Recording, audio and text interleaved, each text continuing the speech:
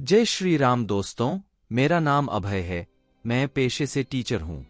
मैं बचपन से भूत प्रेत और आत्मा इन सब चीजों पर कभी विश्वास नहीं करता था, लेकिन वो कहते हैं न कि जब अपनी पर आती है तो नायकिन करने वाली चीजों पर भी यकीन करना पड़ता है। ठीक ऐसा ही कुछ मेरे साथ हुआ और आज मैं चाहता हूँ कि उस घटने को आपके साथ शेयर करूँ। बात उस समय की है जब मैं अपने दोस्त श्याम लाल की शादी में गया था। रात में शादी की सभी रस्में पूरी हो जाने बाद मैंने अपने दोस्त श्याम लाल से अपने घर वापस जाने की इजाज़त ली, तो उसने मुझे घर जाने से मना किया और कहा आप रात को रुक जाइए, मैं आपका सोने का इंतज़ाम कर देता हूँ। लेकिन मैं अपने दोस्त को परेशान करना अच्छा नहीं समझा, क्योंकि मैं जानता था कि शादी के घर में थोड़ी बहुत परेशानी तो होती ही है। इसलिए मैं अपने दोस्त श्याम को परेशान नहीं होने को कहा और उसके बाद मैंने अपनी बाइक स्टार्ट की और घर वापस आने लगा। उस वक्त रात के 12:30 बज रहे थे। सड़क एकदम खाली था और चारों तरफ सन्नाटा छाया हुआ था। दूर दूर तक एक भी आदमी नजर नहीं आ रहा था। सड़क के किनारे घना जंगल और पहाड़ भी थे जो अपने आप में भी एक डर जैसा माहौल बना रहे थे, लेकिन मुझे इनसे क्या फर्क पड़ता, मैं तो बस मस्ती में अपनी बाइक चला रहा था। रास्ते में छोटे छोटे गांव की बस्तियां थी जिधर से मैं गुजर रहा था। अचानक मेरी नज़र रास्ते के किनारे एक छोटे से बस स्टैंड पर पड़ी, जहां एक औरत शायद अपने घर जाने के लिए बस का इंतजार कर रही थी। वह लाल और सफ़ेद पाड़ वाले साड़ी पहनी हुई थी और उसके हाथ में एक बड़ा सा हैंडबैग था। उसे देखकर ऐसा लग रहा था जैसे वो किसी ऑफिस से काम करती होगी। लेकिन मैं मन ही मन ये भी सोच रहा था कि आधी रात को वो यहाँ क्या कर रही है। मैं जब वहां से गुजरा तो उसने मुझे रुकने का इशारा किया। मैंने अपनी बाइक रोक दी। बाइक रुकने के साथ वो मेरे नजदीक आई और कहने लगी, क्या आप मुझे थोड़ी दूर छोड़ दोगे? ऐसा कहकर उसने मुझसे लिफ्ट मांगी। इस पर पहले तो मैं मना कर दिया, लेकिन बाद में मैंने सोचा एक अकेली औरत इतनी रात को अकेले बस का इंतजार कर रही है और दूर दूर तक किसी बस, ऑटो या किसी दूसरी सवारी गाड़ी आने की संभावना भी नहीं है। तो मैंने अपने मन में सोचा कि मुझे एक औरत की मदद करनी चाहिए। शायद ऐसा आप भी सोचते अगर आप मेरी जगह होते तो। मैंने न चाहते हुए भी उसे हाँ कह दिया। वह मेरे पीछे बाइक पर बैठ गई और मैंने अपनी बाइक स्टार्ट की, चलने लगा। रास्ते में मैंने उस औरत से पूछा कि आप कहाँ रहती हैं और क्या करती हैं। उसने मुझे बताया कि मैं यहाँ एक ऑफिस में काम करती हूँ और मैं पहाड़ के पीछे एक छोटी सी बस्ती है, वहाँ रहती हूँ।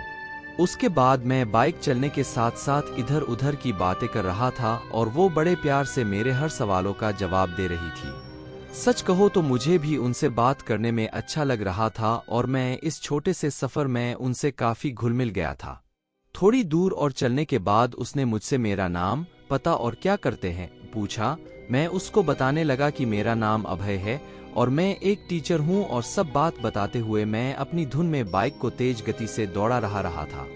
रास्ते में पहाड़ के पास अचानक मैं देखता हूँ कि जिस औरत से मैं बात कर रहा हूँ वो मेरे बात का कोई जवाब नहीं दे रही है। फिर मैं जब पीछे मुड़कर उस औरत के तरफ देखा तो देखता हूँ कि वो औरत वहाँ है ही नहीं, गायब हो गई। अब मैं बहुत डर गया था। मेरे हाथ पैर फूल गए थे। मुझे काटो तो खून नहीं। आगे एक पहाड़ था। मैंने अपनी बाइक की रफ्तार तेज कर दी और तेजी से मैं अपने घर आया। मेरे मन में अब एक ही बात चल रही थी कि वो औरत कौन थी। क्या वो मेरी बाइक से गिर गई या फिर वो मेरे बाइक से उतर कर चली गई थी? लेकिन ये हो कैसे सकता है? बाइक की गति तेज थी, इसलिए उतरने का तो कोई चांस ही पैदा नहीं होता। ठीक है, अगर वो मेरे बाइक से गिरी होती तो चिल्लाती जरूर। खैर, कुछ दिनों के बाद मैं अपने उस श्याम लाल के घर दोबारा गया और उसे अपनी पूरी कहानी बताई। इस पर मुझे उस गांव के आसपास लोगों ने जो बात बताई वो एकदम अपने आप से चौंका देने वाली थी। उस गांव के एक बुजुर्ग आदमी ने बताया कि आज से 20 साल पहले एक औरत इस गांव के सदर अस्पताल में नर्स का काम करती थी। एक दिन रात के समय वो अपने घर जा रही थी, तब रास्ते में उसका एक्सीडेंट हो गया और वो मर गई थी। उस घटना के बाद आज भी उसकी आत्मा भटकती है और राह में आने जाने वाले राहगीरों को परेशान करती है और कई बार तो उनका एक्सीडेंट भी करा देती है। मैंने मन ही मन में अपने रब का शुक्रिया किया जिससे मेरी उस भटकती आत्मा से कोई नुकसान नहीं हुआ। शायद ये मेरे अच्छे परिणामों का फल था। रमेश रेलवे स्टेशन पर गार्ड की नौकरी करता था। उसकी शिफ्ट हाल ही में रात की हो गई थी और उसका ट्रांसफर एक ऐसे रेलवे स्टेशन पर कर दिया गया था जो काफी सुनसान और वीरान था। वहां से ज्यादा गाड़ियां नहीं गुजरती थी और प्लेटफॉर्म भी अक्सर सुनसान ही रहता था। उस स्टेशन पर ज्यादा पैसेंजर भी वेट नहीं करते थे। शहर की आबादी भी कम थी। रमेश इस बात से काफी नाराज था कि उसका ट्रांसफर ऐसी वीरान जगह पर कर दिया गया। एक रात रमेश खुद से ही बड़बड़ाता हुआ चला जा रहा था। क्या मुसीबत है? अच्छी खासी घर के पास नौकरी चल रही थी, बेकार ही सुनसान जगह पर ट्रांसफर हो गया। 1 महीना देखता हूं, फिर बात कर लूंगा ट्रांसफर की। उसका यहां नौकरी करने का बिल्कुल भी मन नहीं था। हाथ में लालटेन लिए और दूसरे हाथ में डंडा पकड़े हुए वह प्लेटफॉर्म के चक्कर लगा रहा था। बीच बीच में सीटी बजा देता। एक रात की बात है। उस रात गार्ड फोन पर उसके अलावा और कोई नहीं था। रात के 2 बज रहे थे। रमेश ने देखा कि एक आदमी बेंच पर बैठा हुआ था। ठंड का मौसम था और वह आदमी ठंड से कांप रहा था। रमेश उसके सामने जाकर खड़ा हो गया और उससे पूछताछ करने लगा। कौन है भाई? उसने देखा कि आदमी को ठंड लग रही है। वह आदमी कुछ बोल नहीं रहा था। उस आदमी ने कुछ नहीं कहा। अरे कुछ बताओ भी, कौन हो? आदमी बस ठंड से कांप जा रहा था। उसने उसे अपने बैग से एक शॉल निकाल कर दे दिया। आदमी जैसे ही रमेश की तरफ बढ़ा, रमेश डर गया। उस आदमी का चेहरा ही गायब था। रमेश वहां से भागकर वेटिंग रूम में आ गया। उसने जो देखा था उसे अपनी आंखों पर यकीन नहीं हुआ। वह फिर से कुछ देर बाद उसी जगह पर चेक करने गया तो उसने देखा कि वहां कोई भी नहीं था, बस उसका शॉल गिरा हुआ है। उसने वह शॉल उठाया और सुबह घर लौट गया। वह इस हादसे को एक बुरे सपने की तरह भूल गया था। इतनी सुनसान जगह और इतनी गहरी रात, बुरा सपना ही होगा। रमेश तो इस वीराने में अपना मानसिक संतुलन खो दे। उसने सोचा कि उसे नींद आ रही थी और उसने नींद में सपना देखा। अगली रात वह फिर से ड्यूटी दे रहा था, प्लेटफॉर्म के चक्कर लगा रहा था। रमेश टहलता हुआ थक गया तो एक बेंच पर बैठ गया। उसने घड़ी देखी तो 2 बज रहे थे। कुछ ही देर बाद उसके पीछे से किसी के चलने की आवाज आई। उसने लालटेन से पीछे मुड़कर देखा तो वहां कोई भी नहीं था। रमेश को लगा कि उसे नींद आ रही है। उसने चारों तरफ देखा और आंखें बंद कर ली। फिर वहीं कुछ देर बैठे बैठे उसकी आंख लगने लगी। तभी एक हाथ उसके कंधे पर आया और उसे जगाने लगा। पहले तो उसने ध्यान नहीं दिया, लेकिन फिर से ऐसा हुआ तो वह चौंक कर उठ गया। उसने चारों तरफ देखा तो वहां कोई भी नहीं था। रमेश को लगा कि उसने फिर से कोई बुरा सपना देखा है। रमेश यह सब सोच ही रहा था कि उसे पायल की आवाज आई। उसने चारों तरफ देखा तो उसे एक लड़की जाती हुई दिखी। रमेश उस लड़की को आवाज देकर रोकने लगा। रुको, अरे सुनो, रुको। वह जैसे ही उस लड़की के पास गया तो वह लड़की गायब हो गई थी। रमेश इस बार घबरा गया था। उसके माथे का पसीना साफ साफ बता रहा था कि वह बुरी तरह से डर गया है। रमेश ने यह बात फिर से किसी को नहीं बताई, लेकिन अब उसे प्लेटफॉर्म पर ड्यूटी करने से डर लग रहा था। अगली रात रमेश एक ही जगह खड़ा रहा। उसने स्टेशन का कोई चक्कर नहीं लगाया। कुछ देर बाद रमेश के पास एक आदमी आकर खड़ा हो गया और ट्रेन के बारे में जानकारी लेने लगा। रमेश को लगा कि कुछ गड़बड़ है। रमेश दूसरी तरफ देखने लगा और उस आदमी को नजरअंदाज करने लगा। उस आदमी ने फिर से रमेश से पूछा। इस बार रमेश को लगा कि यह कोई इंसान ही है। रमेश उस आदमी को ट्रेन के बारे में बताने लगा।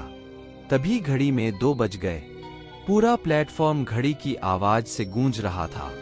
रमेश ने घड़ी की तरफ देखा तो वह थोड़ा सा घबरा गया। उसके सामने खड़े आदमी ने उसके कंधे पर हाथ रखकर उसे जगाया तो वह होश में आ गया। रमेश ने देखा कि सामने खड़ा आदमी उसे धुंधला दिखाई दे रहा है। उसने अपनी आंखें मली। उसे फिर भी वह आदमी धुंधला ही दिखाई दे रहा था। रमेश ने उस आदमी को बुलाने की कोशिश की तो वह भागने लगा। रमेश भी उसके पीछे भागने लगा और वह आदमी अचानक से पटरी की तरफ भागने लगा और गायब हो गया। रमेश अपना बैलेंस नहीं बना पाया और जमीन पर गिर गया।